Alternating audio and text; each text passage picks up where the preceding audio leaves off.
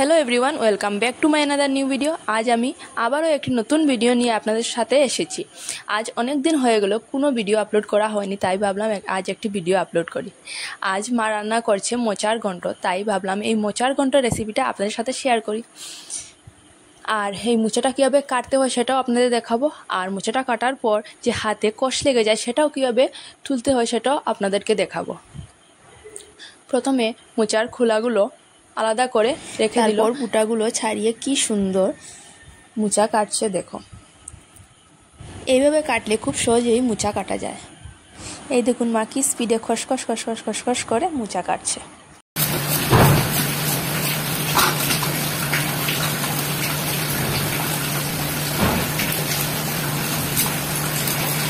কিভাবে উঠছে খুব সহজ পদ্ধতিতে।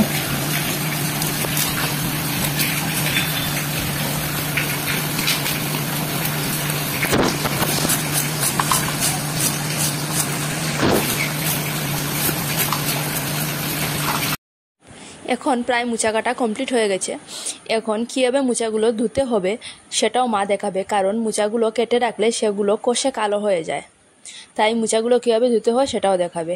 এই দেখুন, লবণ আর হলুদের মধ্যে জল দিয়ে সেটার মধ্যে মোচাগুলো দিয়ে ধুলে মোচার কষ ছেড়ে যায়। এই দেখুন কি সুন্দর হয়ে গেছে। এখন আবারও পরিষ্কার জলের মধ্যে দিয়ে মোচাগুলো ধুয়ে নিচ্ছে মা।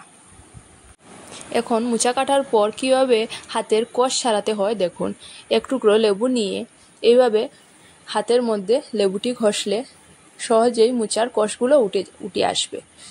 এই দেখুন কি সুন্দর উঠে আসছে।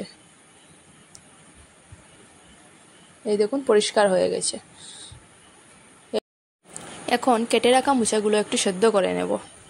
সেদ্ধ করা হয়ে গেছে, এখন সেটা জল থেকে তুলে নিলাম। এখন কড়াইয়ে তেল দিয়ে একটা শুকনো লঙ্কা, একটু পাঁচফোড়ন আর দুটো তেজপাতা দিয়ে দিলাম। তারপর কিছু কেটে রাখা টমেটো দিয়ে একটু নাড়িয়ে নিলাম। এখন দুটো কাঁচা লঙ্কা, 1 চামচ আদা বাটা, 1 চামচ হলুদ গুঁড়ো দিয়ে আবারও ভালো করে নাড়িয়ে নেব। এভাবে ভালো করে কষিয়ে নেব। তারপর পরিমাণ মতো নুন দিয়ে দিলাম। নুন দিয়ে আবারও ভালো করে নাড়িয়ে চাড়িয়ে নেব। এভাবে নেড়েচেড়ে ভালো করে কষিয়ে নেব। তারপর সেদ্ধ করে রাখা আলু দিয়ে দিলাম। এখন আলু দিয়ে আবারও ভালো করে কষিয়ে নিলাম।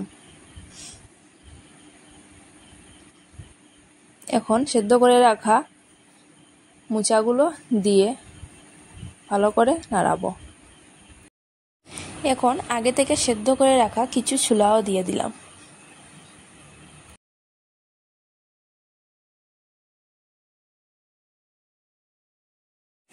এখন 1 চামচ জিরের গুঁড়া দিয়ে দিলাম। তারপর আবারও ভালো করে নাড়াবো।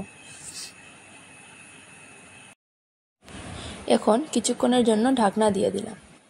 তারপর ঢাকনা তুলে আবারও ভালো করে নেড়ে চেড়ে নেব।